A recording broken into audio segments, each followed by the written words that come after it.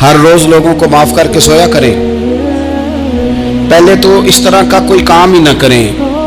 एक शख्स ने जुमला कहा था, लिखा था, कमाल लिखा था। उसने कहा था कभी ऐसा कोई काम ना करना कि कोई तुम्हारी वजह से जाके रब के सामने रोना शुरू कर दे। ऐसा कोई काम ना करना कि कोई बंदा तुम्हारी शिकायतें अल्लाह रसूल को लगाए। इस तरह का कभी काम ना करे कि वो तड़प उठे और कहे अब तुम्हारा शिकवा मैंने वहीं करना है। कुछ लोगों की शिकायतें करनी पड़ती हैं, अल्लाह रसूल की बारगाह में भी, अपने मशाइख की बारगाह में कर देते हैं। बाज़ औक़ात इंसान वो बेबसी के आलम में करे या बहुत ज्यादा तकलीफ उसे सहनी पड़े तो तब करे, हो जाता है। तो एक तो ऐसा करें ना, और कोशिश करें लोगों को माफ कर दें, अपने दिल से चीजें निकाल दें। हम माफी नहीं देते, कभी कभी सुलह तो कर लेते हैं, सुलह हो जाती है, पंचायत में सुलह हो गई, फिर लड़ाई हुई, फिर बात शुरू से शुरू हो गई क्योंकि हमने माफी, फिर वो बात शुरू हो गई 1955 से। तू वो भी आखिया सी, तू ऐ भी कीता सी, वो बनने वाली गल याद ही, वो फिर ओ बस कर यार, कुछ भूले भी तो। बच्चे पता क्यों खुश रहते हैं?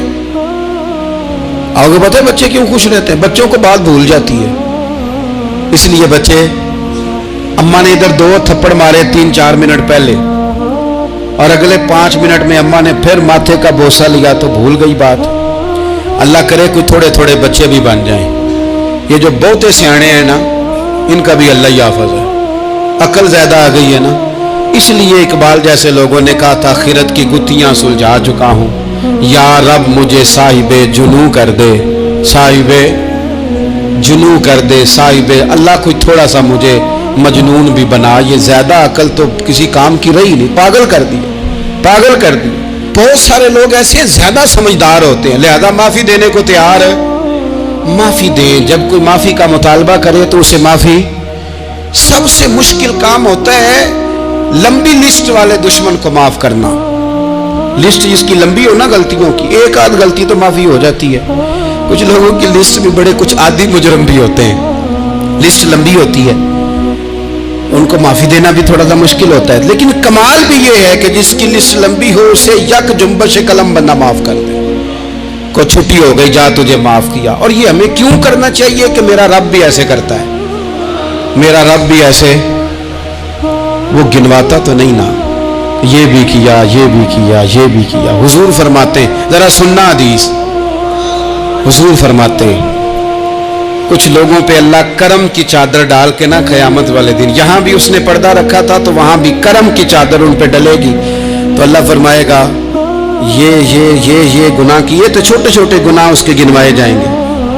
ये अब वो डरेगा, क्योंकि पता तो सारा है ना सरदार नु कीतियां दा। अब वो डरेगा, छोटे छोटे गुनाह उसके गिने, तो उसका ख्याल है बड़े बड़े भी ना सामने आ जाए। छोटी छोटी गलतियां उसकी गिनवाई जा रही है, जो डर रहा है, कांप रहा है। कुर्बान जाए नबी पाक के लफ्जों पे।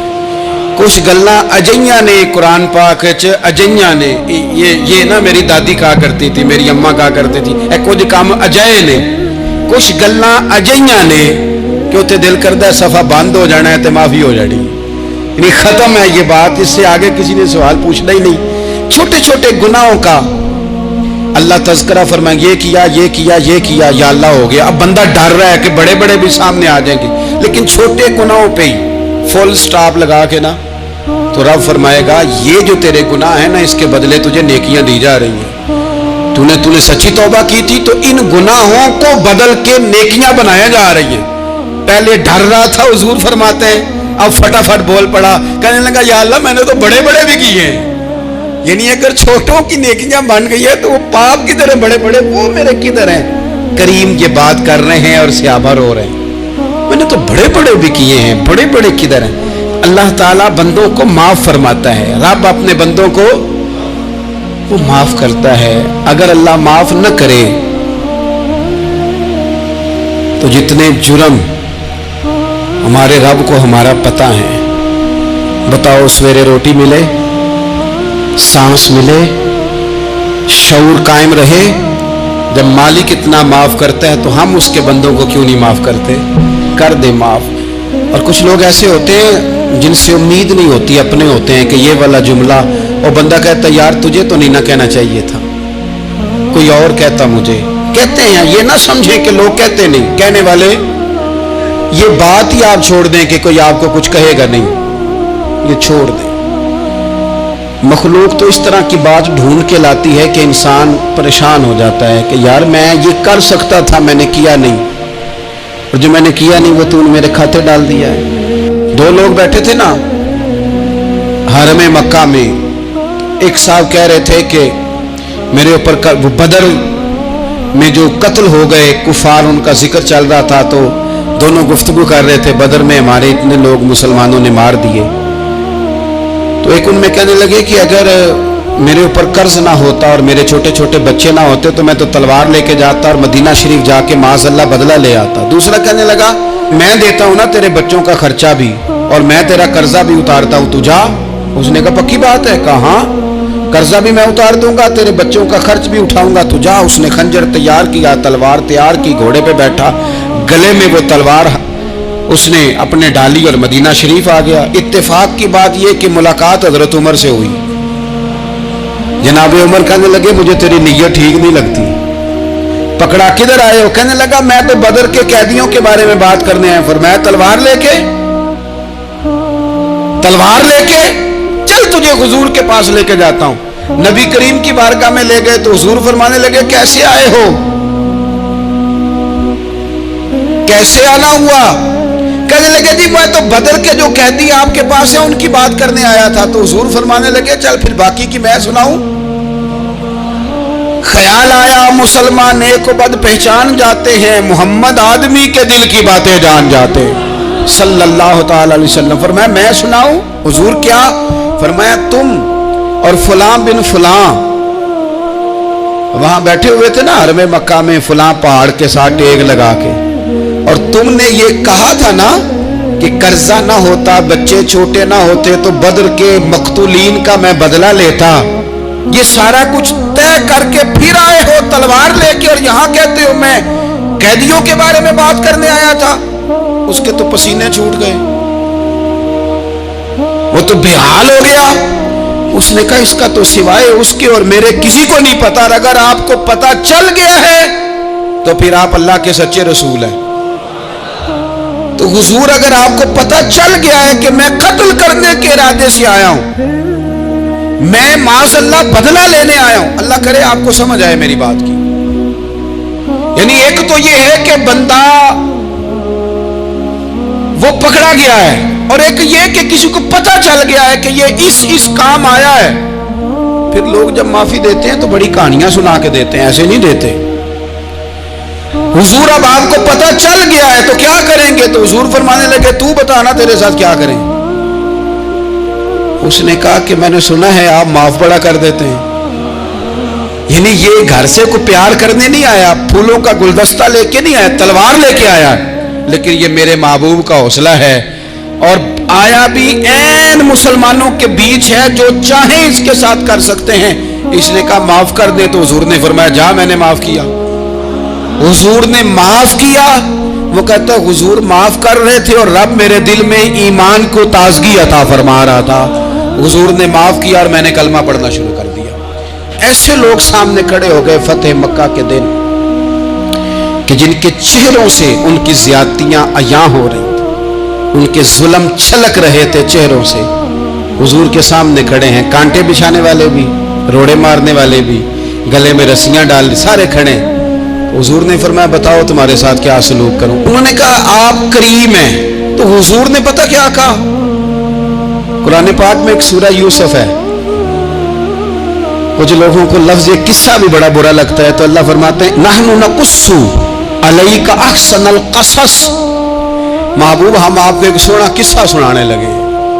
اس کو اللہ نے قصہ کہا، سونا قصہ، سورہ یوسف کو۔ تو سورہ یوسف کیا ہے بھلا؟ ذرا انداز دیکھیے سورہ یوسف کا۔ پہلے حضرت یوسف لاڈلے ہیں باپ کے، لاڈلے، پھر اسی جناب یوسف کے منہ پہ تماچے ہیں، پھر وہی جناب یوسف کنویں میں ہیں، پھر کنویں سے بچ گئے۔ کنویں میں گرا بھی بندہ کبھی بچتا ہے، بچ گئے، اللہ کی شان ہو تو بچ جاتا ہے، بچ گئے۔ فرماتے ہیں میں نے سمجھا بچ گیا ہوں، جب بچ گیا تو بڑی تکلیف ہوئی۔ بھائیوں نے کہا ہمارا غلام ہے، ہم نے بیچنا ہے۔ سگے بھائیوں نے بیچا، جو باپ کی طرف سے سگے تھے بیچا۔ فرماتے ہیں میں بکا، اب بڑا پریشان تھا کہ یار کبھی آپ غور کریں نا کسی کا ریٹ لگ جائے. فرماتے ہیں اب بڑا پریشان تھا، اور جب میں مصر میں گیا تو میں کونے میں کھڑا ہوں اور لوگ مجھے خرید رہے ہیں. محبت میں یہ قصہ سنانا تو آسان ہے کہ بی بی اٹی لے کے آ گئی تھی، پر جو بیکرا ہے اس کا بھی تو حال دیکھو نا کیا ہے، اس کا ریٹ لگ رہا ہے. یہ بھی تو بڑی. اور جناب یوسف کہتے ہیں پھر عزیز مصر نے خرید لیا تو بادشاہ کے گھر گیا تو کچھ سکھ کا سانس آیا. یہ حضرت یوسف ہیں، یہ لاڈلے ہیں. فرماتے ہیں سکھ کا سانس لیا ہی تھا کہ جناب زلیخا نے الزام لگایا، اور وہ غلطی معاذ اللہ جس کا تصور بھی نہیں، اس کی پاداش میں سالوں جیل کاٹا. لیکن خدا کی حکمت ہے نا، اللہ کا کرم ہے نا، جس ملک کے وہ قیدی تھے رب نے اسی ملک کا حکمران بھی بنا دیا. یہ اللہ کی حکمت ہے نا، تقاضے ہیں نا. صبح کے تخت نشین شام کے مجرم ٹھہرے، ہم نے پل بھر میں نصیبوں کو بدلتے دیکھا. وہ جو چاہے جب چاہے کر دے. تو جب وہی بھائی مجبور ہو کر سوالی بن کر سامنے آئے ہیں، پتہ کیا ہوتا ہے، بندہ معاف کر دیتا ہے. بہت سارے لوگ معاف کرتے ہیں پر کہانیاں سنا کے، پتہ جے نا ادو کی آکھیا سا جے، پتہ جے نا ادو کی کیتا سا جے، پھر پتہ جے نا تسی اے بھی آندے سو. یہ ساری کہانیاں سنا کے. لیکن حضرت یوسف کے سامنے کھڑے ہو گئے. جناب یوسف نے بات چھیڑی کوئی نہیں، فرمایا تم سے بات ہی کوئی کرنی، جاؤ تمہیں سارا کچھ معاف کیا. اب جب یہ لوگ مکے والے حضور کے سامنے کھڑے، اس طرح معافی دینی چاہیے.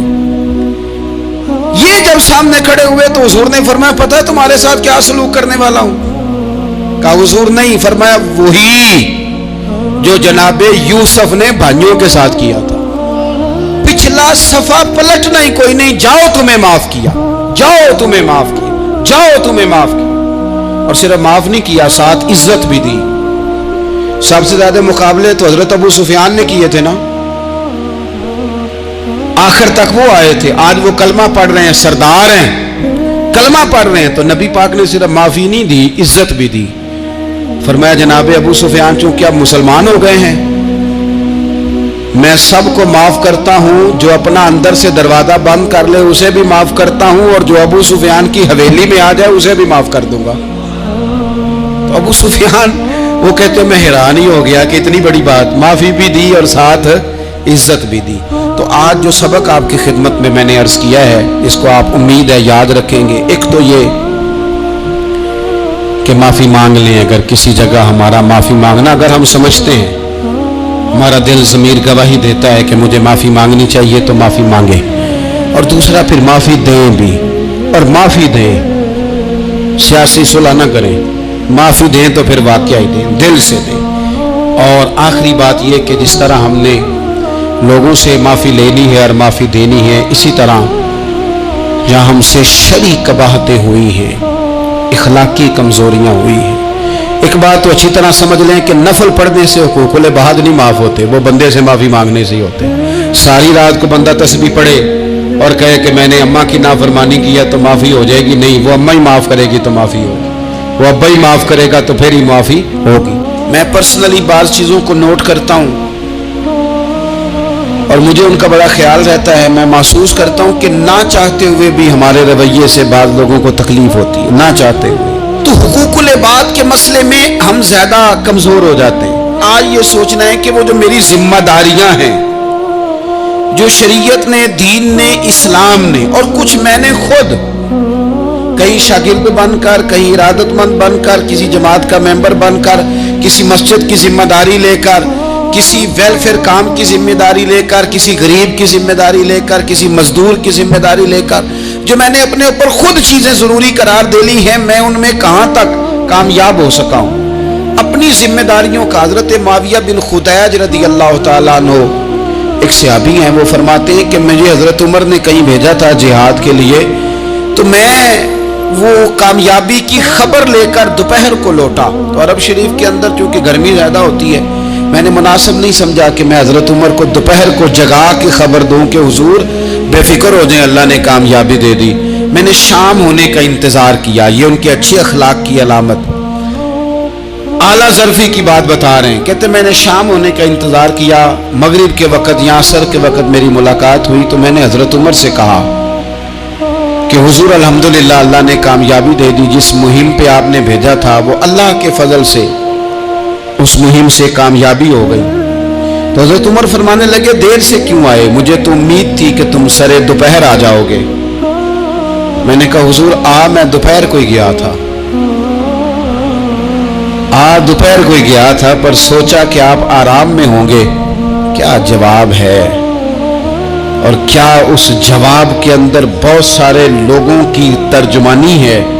हजरत उमर फरमाने लगे आराम करता था मैं, पर वो दौर गुजर गया। अब तुम दोपहर की बात करते हो, अब तो रात को भी कम मिलता है। वो था एक दौर, अब जब अपने जिम्मे खुद जिम्मेदारियां ज्यादा ले ली, अब क्या पता कि कोई कहां से चल पड़ा है तुझे मिलने को।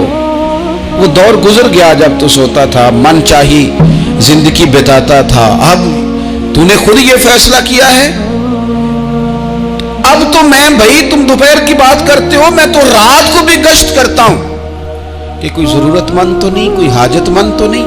तो जो हमारे जिम्मेदारियां हैं उनमें नाजुक हद तक इमाम बहकी रवायत लाए हैं। एक सहाबी थे जो हुजूर को हंसाया करते थे, हुजूर को हंसाते थे, नबी पाक को बड़े प्यारे थे। इस तरह के भी कुछ बंदे होने चाहिए, इस तरह के भी कुछ बंदे। सहाबा किराम अलैहिम रिदवान फरमाते हैं जब हुजूर गम उम्मत में परेशान होते थे तो हम मुंतज़िर होते थे कि कभी वो हंसाने वाला आज आ जाए ना, दो चार बातें ऐसी कर जाए ना हंसाने वाली, तो मामला ठीक हो जाए। कुछ लोग ऐसे होते हैं जिनको देख के ही चेहरे पर ताजगी आ जाती, मिसले तावीज होते हैं ना कुछ लोग, वो जब भी मिलते हैं शिफा होती है। तो ये हुजूर के पास बैठे हुए थे और हंसाने वाली गुफ्तगू कर रहे थे। तो नबी पाक भी इनसे बातें करने लगे, तो बात करते करते ना हुजूर ने उंगली इनकी तरफ बढ़ाई, तो इनके वजूद को उंगली लग गई। एक तो वो रवायत है ना कि सफ़े सीधी कराते वक्त हुजूर तीर के साथ सफ़े सीधी करा रहे थे, तो एक सहाबी के पेट पे लग गया, उंगली लग गई। अजीब दीवाने कहने लगे आपने मुझे तकलीफ दी है, माज़अल्लाह उंगली चिबो दी, मैंने तो बदला लेना है। हमारे यहां मसला ये बन गया है कि कोई बड़ा आदमी भी अपने आप को कानून के हवाले नहीं करता। मुल्क से लेकर उम्मत मुस्लिमा के कुल मसाइल तक हमारे मुल्क के अंदर हर बंदा, उसका मिजाज होता है कि वो अपने आप को कानून से भलातर समझता है। लाइन में लगना लोग पसंद नहीं करते। ये एक बहुत बड़ा मसला है। हुजूर सल्लल्लाहु अलैहि वसल्लम की उंगली लग गई, तो कहने लगे आपने तो मुझे तकलीफ दी है, मैं तो बदला लूंगा। तो हुजूर ने फरमाया ले ले बदला। अपने आप को कानून के हवाले बड़ा आदमी जब करता है तो कानून की इज्जत बढ़ती है, कानून का वकार बढ़ता है, सोसाइटी के अंदर फिर ताकतवर कानून हो जाता है। लेकिन जब गरीब आदमी के लिए कानून और हो और अमीर के लिए कानून और हो, तो असल मामला तो कानून की बालादस्ती का है, आईन की पासदारी का है, उसूलों पे खड़े होने का है।